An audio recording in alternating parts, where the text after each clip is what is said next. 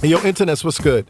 This is Reggie Ossé, and this is the first part of a new thing that we're doing here at Mogul, and it's called Behind the Beats. It's interviews with the people who are responsible for making the show sound the way that it does. And that's important because original music and sound design was something that we really had to get right. You already know that I'm hip-hop, and I grew up with this music, so for me personally, I knew that everything had to be authentic, to feel real, to sound correct. So we got our beats made by some cats who are definitely legit. And we're going to hear from them today. And first up, we got Prince Paul and Don Newkirk. They wrote the song that you're listening to right now. Okay, so let me do some brief bios right now. Prince Paul, you should already know. Prince Paul is a legendary DJ and producer, best known for producing De La Soul's early albums. And Don Newkirk's a musician and producer. You might remember him for this cameo on Third Base's classic jam, The Gas Face. Hey yo, man, my label mate Don Newkirk, man, step to him. Thanks, Serge. And now for the Prime Minister. Sinister. Pete. Nice. Kick him in the grill, Pete. Yes. It's crazy. I was actually in the video for The Gas Face. I'm the dude with the afro wig that gets pulled off and then I give the gas face. Okay, so I caught up with Prince Paul and Don Newkirk to talk about making beats for Mogul, how they knew Chris Lighty, and their favorite moments from the show. And this is what went down. Yo, can we get some introductions, man? Who do I have in the studio right now? I was waiting for Newkirk to go first. I was being polite. Well, you're in this. You actually, I'm physically in the studio. You're physically in the studio. I am physically in the studio. My name is Prince Paul, and I am just glad to be here. Thank you. And who do we have over the phone? Over the phone, we have the one and only, the elusive Don Newkirk, widely known for Thanks, Search on The Gas Face and a few other things. Yo, what's up, man? So let's get started, man. You guys came up with the theme song for Mogul. How did that come about? How did you guys create that? Walk us through that process. Newkirk? Ooh, it was one of the cues actually that they had initially. It was one of the cues, and the description of the cue is what led us to create it initially. And then we knew that the theme song was on the table. Like, there was a possibility we could do that, but we wasn't sure we was gonna do it. And when they heard that cue, Gimlet was like, man, this could actually work more than just this cue. This could work as a theme song. So they got back with us. So, just to go further on it, to develop it a little bit more, to see if it could be that. And when we went back in and we went in harder on it, and when we came back out, they were like, yeah, this is the theme song. Let's go with this. Paul, what do you think Chris would have thought of the beat? Would he have liked it? Would he have hated it? He probably would have said, "It's cool, but it I'm thinking, something that we could take and kind of take to radio."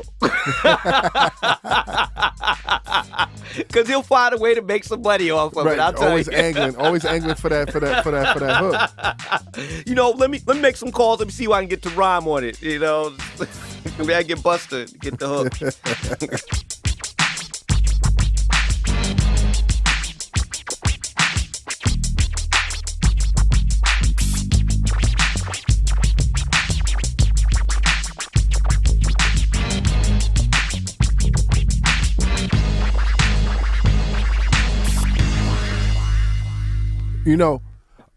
One of my favorite parts of the series was Fat Joe. Whenever Fat Joe talked, man, it was amazing. And that scene where, he got shot was amazing. Oh, that story's incredible. Incredible. Yeah. And just the sound design and everything was just amazing. What's your favorite moments in the show and why? Both of you guys. I know for me, and maybe because we did the music, man, even though I like Fat Joe's story, every time I listen to any of the park jams, man, I just like, oh, that's crazy. Yeah. that is where it's at for me too. Like the first and second episode, but especially that first episode, man, where we're dealing, like what we're talking about, the early days of hip hop, the origin of hip hop. About 6 o'clock, they start setting up. Then the music come on, and then you start hearing the music a little bit. So now everybody's like, oh, the jam is starting. People run upstairs, put on their good stuff, because, you know, you got the girls in there now, so now you want to make sure you cute. So you go in there, you put on your new green leather jacket, or you put on your new Pumas. Back in the days, I will be wearing heels, flare leg leaves with my name graffiti down the side. Sweetie's knits. It's pants that, you know, different kinds. You got the rainbows. And like a name belt buckle. You got the How did it feel to hear your music integrated into this story, man? Oh, it's beautiful. You know, It's your hype. It's one thing to make it, and me and Newkirk, we sit there and we have it, and it's not laid within the whole story, but so it then has no context. Yeah, it have no context. But when you hear it in the story and how well it's put it in, to me, it's like, wow, okay, that's what I'm talking about, right? He's like, yeah, all right, this is it, okay. It builds up a vibe, you know, and in a way that I wouldn't even think of using it, you know, and that to me amazes me. Right. That's how it started. Hip hop, you got weed in the air, outside. You listening to these DJs mix these records that you never heard before, and the way they mixed it is in tune. It's like sounding like one long record. They scratching and then they got this next beat coming in. It's like, oh my God, I'm loving it. Wow.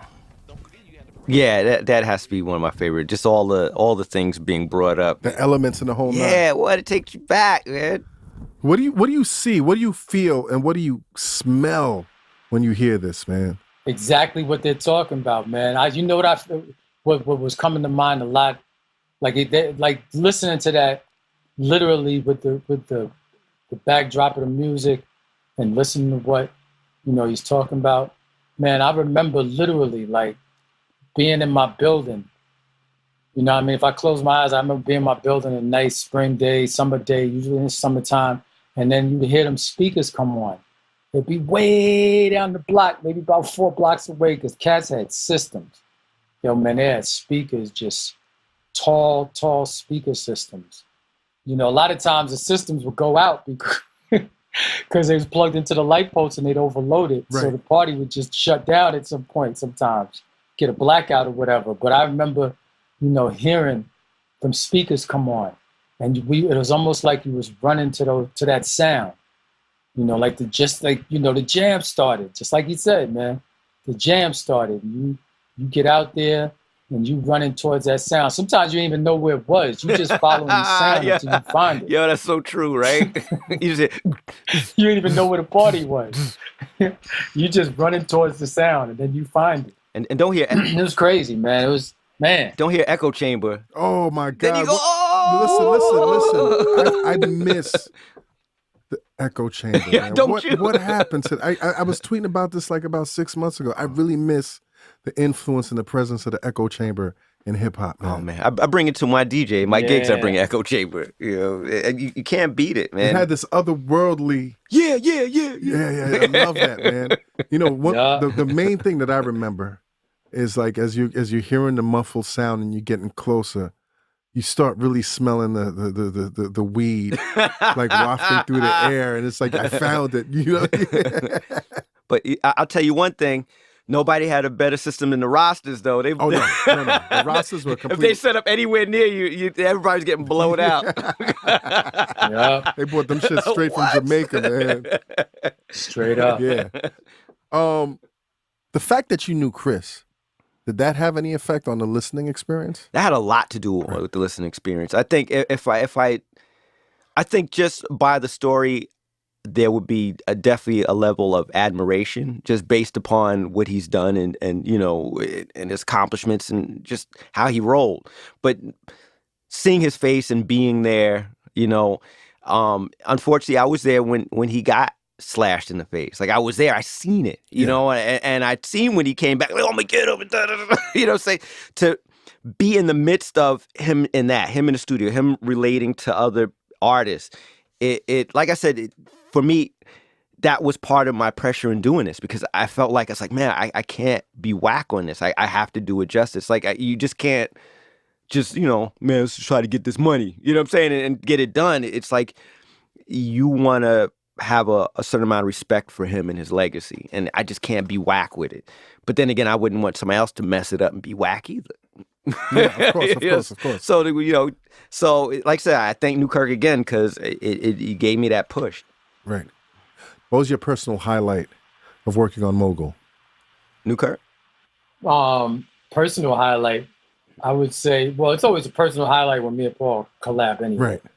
So that's definitely a good look.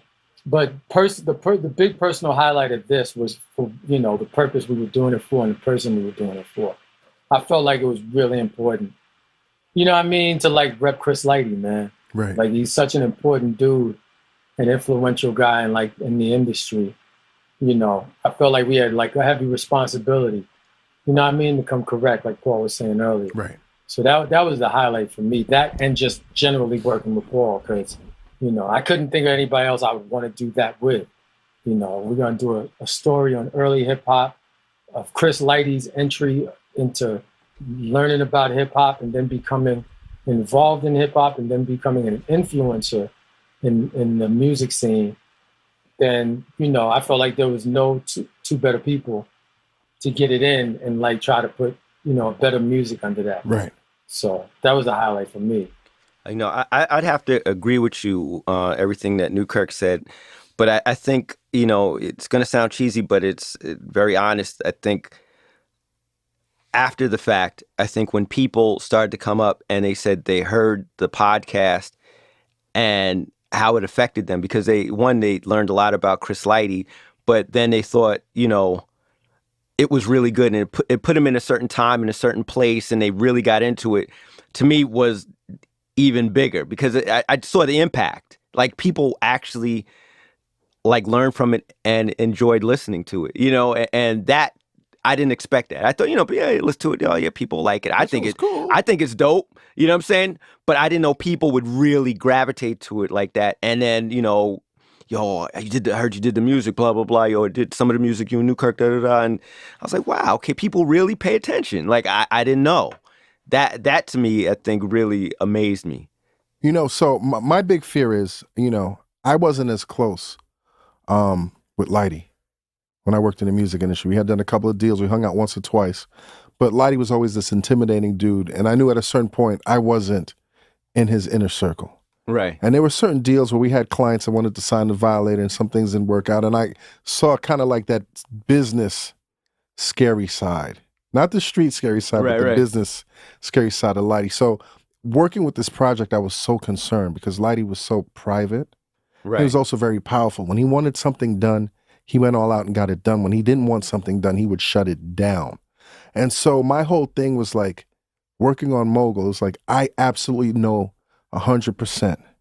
If Chris Lighty was alive, he would do everything in his power to stop this project. That's how I feel, right?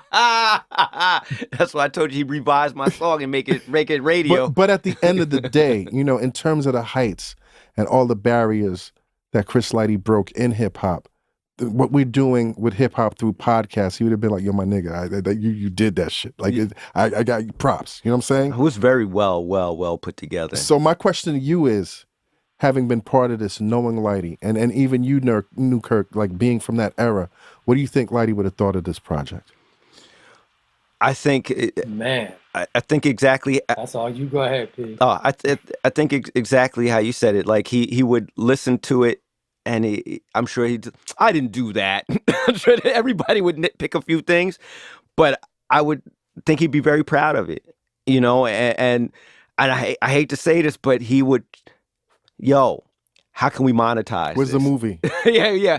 Let's make the next deal off of this. This is a good start, but how do we monetize this and make it bigger? How can we get the merchandising and how do we get a Mogul sandwich in Burger King? The Mogul burger. And be very serious about it. Right. You know what I'm saying? How's he making money? I'm not making money. It's my story. Right, exactly. So, I can hear that echoing. No, that's dope, man.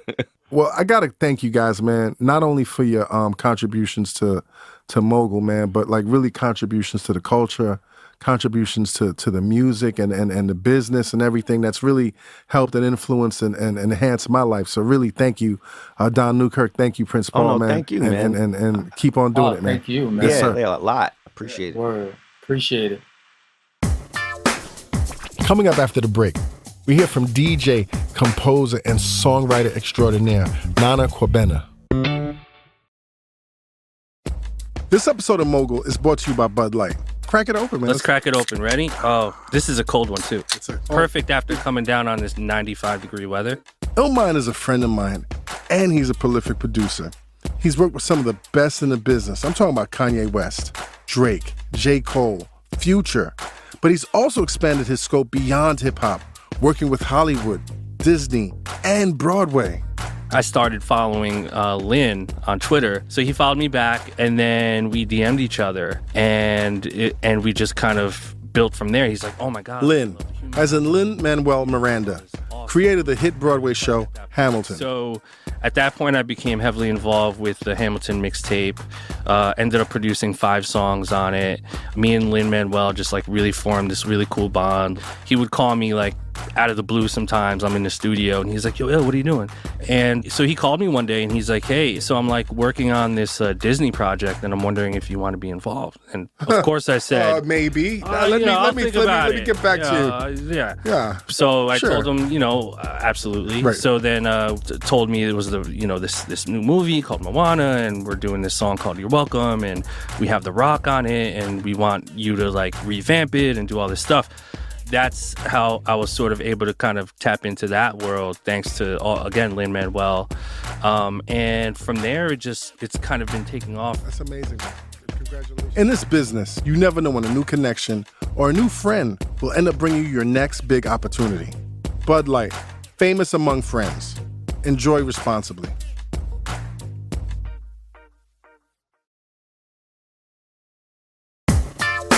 Hey, yo, Moguls. We're back with the second part of Behind the Beats. And next up, we're going to talk to Nana Kwabena. Now, Nana's a producer, songwriter, DJ, and sound engineer. Chances are, even if you don't know the name, you know his beats. Nana co-produced that song by Jadena, Classic Man. I'm a classic man. You can be me when you look this clean. I'm a classic man. Calling on me like a young OG. I'm a classic man. Nana came into the studio to talk about his work on Mogul and his creative process. And here's what went down. Tell us how you first got involved with Mogul. Yes, I have 2 great managers, Donna Boudicca and Mikhail Moore. And Mikhail had been having some conversations and kind of connected it all up. He told me that they were working on a project about Chris Lighty, which I was like, man, that's interesting because at that current time, Chris Lighty to me was somebody who,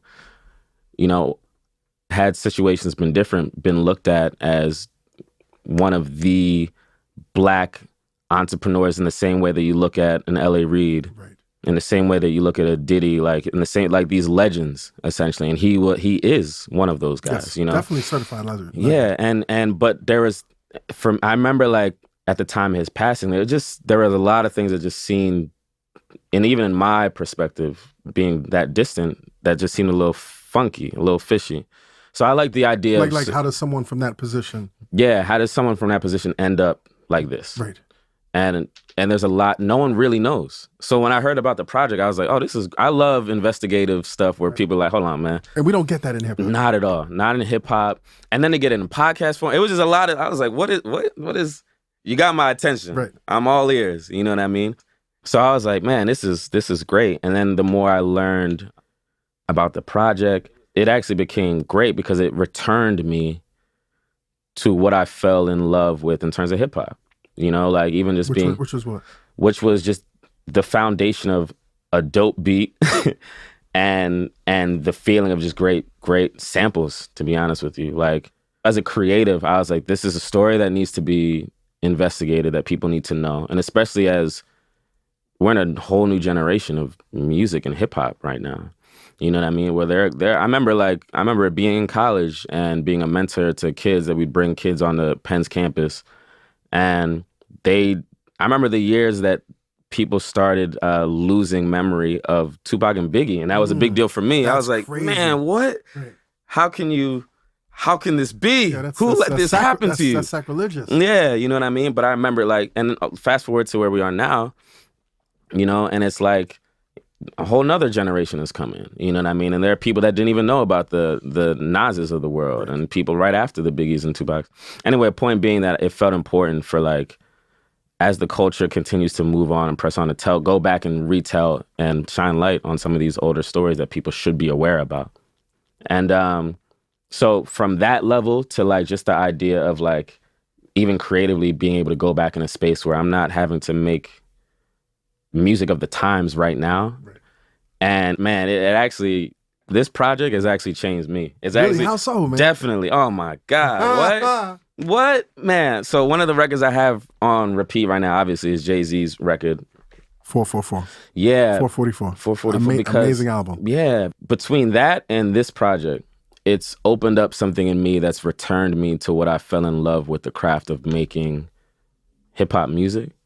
It pulled me out of my contemporary space for a moment in time and reintroduced me to a space that made me fall in love with making music to begin with. Wow. That's amazing, man. Yeah. So I'd wake up and I'd be like, oh, this is the world that we're in right now. We're in Fat Joe's world. We in the Bronx right now. Woo! And the way I make music, my process is I gotta be all the way in it. So my process, I wake up in the morning. My ritual is I come down, I make a little something for breakfast, get my coffee, and then, but my environment has to be right. So I would have the YouTube playlist of, 90s rap videos in the background, right? But I'd pick the songs or whatnot. I'd pick Bronx. It'd be all right, today we're gonna be in the Bronx today. And I'd make my own little playlist. I have those videos going on my TV for 2 hours. Then so that was just for the visual, but it'd be on mute. Right. And then I also needed to hear different musicians. So I'd play on Spotify, I'd play just other artists essentially, right? And I'd have different visuals that didn't match up with the music, but I just needed to be in the world essentially. And then what I'd do is I don't know, lately I've grown a green thumb. I've had a brown thumb my whole life. So I've been trying to get better as a horticulturalist, if you will. So when I'd have these visuals on and I'd have this music on, I'd water my plants, and I do that for 2 hours. That's a lot of plants. That's a lot of plants, right? Yeah, I've definitely invested in some greenery, and but I'd be in there pruning. Right. I'd be in there doing all types of stuff. I'd be experimenting with some of them where I'd put ice in some and see how those ones are different. I don't know. I was really into science and chemistry, so I used to experiments. So I'd be all right, I'm going to give these plants ice and see how they react. I'm going to give these ones banana peels. I'm going to give these ones coffee grinds. You ever put some sugar in the water too, man? I never did the sugar. Right. Is that a trick? I mean, they say it keeps flowers fresh. Really? Yeah. Interesting. I'm going to try that when I get back, actually. So I'd be having doing these little experiments with it, but I'd be soaking in the music, and I'd be I have this incense that I love to burn to just clear the space and put my mind. So, but point being that if you came into my session, you'd be like, what is this guy doing? This guy, are you being productive right now? And I'd be like, yeah, I'm making music right now. This is my process. Exactly. But the beauty of that process is for 3 hours, I'm marinating in the world for 3 hours. So when I go to make music finally on that third, fourth hour, it's coming from a different place. Yeah, you're in a different space. It's coming from, I'm marinating, bro. I'm marinating. So it became my whole day just I'd be in the Bronx the whole day, essentially. I'd be off social media. I'm not listening to no the diversions, Kardashians, no Black Chinas, no nothing. I'm in it. So it would be great to leave and escape and be in these new worlds and make music. And it opened up something inside of me where I was like, man, I don't feel the need to add 16th note trap hi-hats to this production right now. Right. So for me, it just really put me in a space of tapping into a part of my soul and my spirit that I haven't talked to in a while, and it just rebirthed something in me where it actually started leaking into my current music. Oh, that's dope, man. Definitely. I'm free right now in a different kind of space, and Mogul actually, y'all should probably get a credit on the next thing that I Yo, that's dope, man.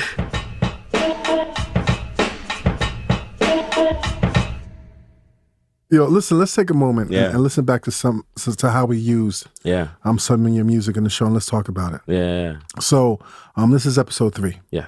And Chris Lighty just signed Warren G. Yeah. And we just had a big hit, The Regulator, the song Regulator. And Warren's talking about how they celebrated in the pool parties and the whole nine. So let's listen to this, man. We had some good parties together. I gotta say we've had the like how NWA had Wet and Wild. This is Def Jam.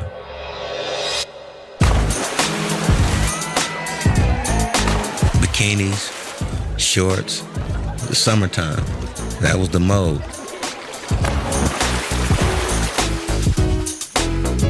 We rented a mansion, and we had shuttles. People would park in Beverly Hills. We had the shuttles bring everybody up to the mansion. We the ones started that, by the way. Everybody in Hollywood, from movies to hip-hop and music in general, they do that now. But we started that, me and Chris Lighty. Everybody else followed after that. So that's how we had it, man. And we had it to where everything was laid out when you come in the door. You got a bar, walk up another level, you can eat live barbecue being cooked, steaks, whatever you wanted was right there. Then you go up again, you got the dance floor. And we had other side rooms, cards, dominoes, whatever. And just hundreds and hundreds and hundreds of beautiful ladies. And me and Chris was in the middle of it all.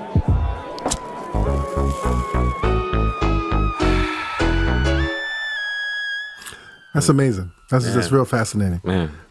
You talked about, how you set up everything to do the Fat Joe segment and how you lived in the Bronx. Talk about this process. Yeah. Like going back to Cali, mid-90s. Yeah. Man. Thing about West Coast music, especially being an East Coast guy, it's definitely different. It's definitely different. And, it's like, some people, they had that allegiance to be tied to their coast. Which I had an element of, but it for me was also just, again, I was raised on music that was even beyond America. Right. So my ear was like, I just appreciated great music from an early age. And for me, the beauty of producers like Dre and the beauty of just G-Funk, right, was what it was influenced by. The funk, right? And it was like P-Funk. P-Funk. Yes. Yeah, exactly. It's from the G to the P. And it was like it's that element of musicality and like groove and bounce and like funk. Just like so I had to go back and live in that world, even listening to Regulate. Then it made me like listen to just what they even sampled, and I'm getting in a place where I'm like, like I said, I have to go back. It's like music is like a Wikipedia for me. I got to, all right, that song, who influenced that song? Eventually I'm like, it's 4 a.m. and I'm listening to like Yacht Rock and like Michael McDonald and all type. Like, I'm like, how did I get here? Actually went there, huh? Oh my God, I have to. And just, like I said, you do that for a couple hours and it's just coming out of you essentially at some point. You're literally just a vessel. Right. And what you've been marinating in just starts coming out. And so I remember being in that place and like playing the bass. And I love great bass grooves, man. I love great bass patches and that thickness and that buzz that moves. Like I just love, oh man, I call it it's like the voodoo for me. It's like that's where voodoo. Woo! When I get that bass groove right, oh man, I love it. So then applying the bass groove and then building the drums and playing the piano chords and that feeling, and then to cap it off, like particularly with the second beat, it's like one of the last things that I like to do in my process is I have to put my vocal on it in some way. Like if I get to the end of a beat and it doesn't make me want to rap on it, then I haven't done my job, or sing on it, then I haven't done my job. Because I know if I don't want to sing on it, but who else is inspired to do it? Right. And so this is your baby. That's one of my litmus tests for whether or not I allow this beat to even exist in the world and bounce it, right? So I remember getting to the end and being, oh, this is, woo, I'm about to pour a little something. I'm about to get in it's 4 a.m. We just listen to Michael McDonald and we just made this joint. Woo!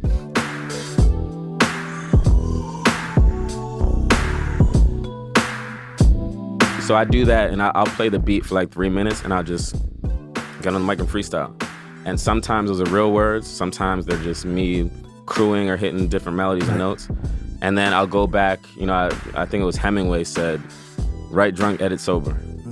So I wake up. That's great. So I come back the next day and I'd be like, let's figure out what is this madness. And usually somewhere in the chaos of what happened the night before, there's some small gem in there somewhere and I just got to excavate it and find this gold. So then I found I hit that little riff and I just chopped that up, made it a loop and put some effects on it to give it a little bit of magic and dynamic.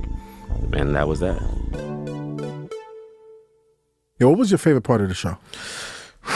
Man, one of the things that really hit me was you guys taking the moment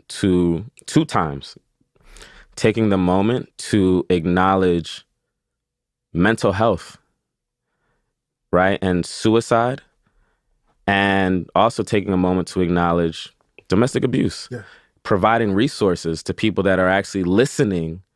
So that it's not just a story, but there's actually something in it for you that can be actionable. Man, that for me did something where I was like, man, this is like investigative but responsible. Like really, like it was just don't underestimate that specific approach. That was paramount because you're not just getting a story, but it's actually taking a moment to actually reach people making it real in their life and removing bias. Right. That's powerful. Yeah, that was important. That's powerful. Not approach it with bias. Yo, that's what art is, bro. Like, what is art? I'm sorry. This is where I start getting a little. That's okay. No, man. This is it because this is what this. What I am not. Let's go, Nana. What I am not is I am not somebody that is art for art's sake, and I get it. That's fine. There are supposed to be people that, oh my God, I don't know what I was feeling at the time. I just made. You can't put it in a box. That's fine. That's cool. The world needs some of those. But I'm somebody that always looked at art as a vehicle for real, tangible change. What is your art doing if it's just cool for a moment and it's not real in my life? Then you're a muse. That's all you are. It's not real. I revered the artists that took their craft and it became real in people's life. It played a role. There was a shift. And it doesn't even have to be anything like revolutionary where it's like, yo, man, my whole life different, God. And I'm like, you know what I mean? It doesn't even have to be that far. Right. It could be something like, man, that whatever that was that I just experienced made me want to call my mom today. Right. That's a revolutionary act. And what's the biggest difference between, like, say, recording for an album and recording for a podcast where there's a narrative? Yeah. There are differences, but I actually think they're more similar in the sense of either way, whether it's an artist or whether it's a podcast, there is a story. It's all storytelling. That's all it is at the end of the day. And the role that music plays is to enhance the story. It's not unless you're making instrumental music where that's just it. Your goal is to complement and even beyond complement, enhance and even make the story even better. And that's something that you have to remove your own ego because, and actually there's benefits to embracing your ego, but I think that that story is paramount.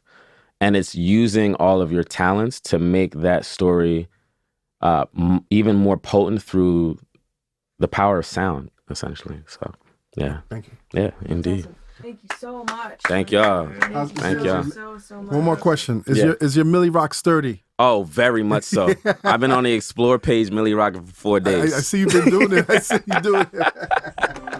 Indeed. Man, it's a pleasure, man. Indeed. Thanks for having me, man. I really, really appreciate it. And it's been great to be part of an amazing project, man. Definitely.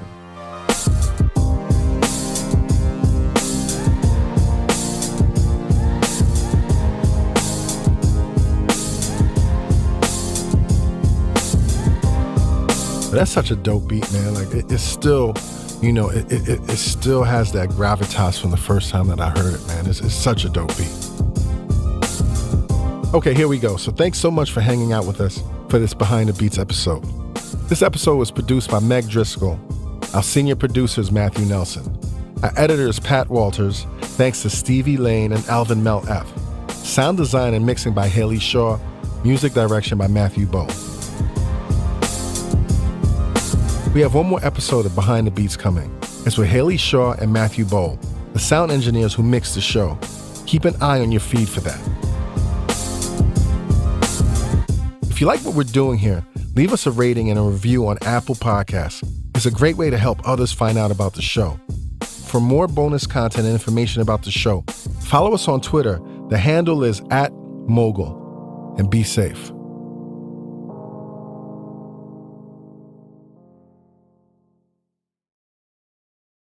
Thanks to our sponsor, Bud Light, the beer that's famous among friends. Go to budlight.com for more information, and please, enjoy responsibly.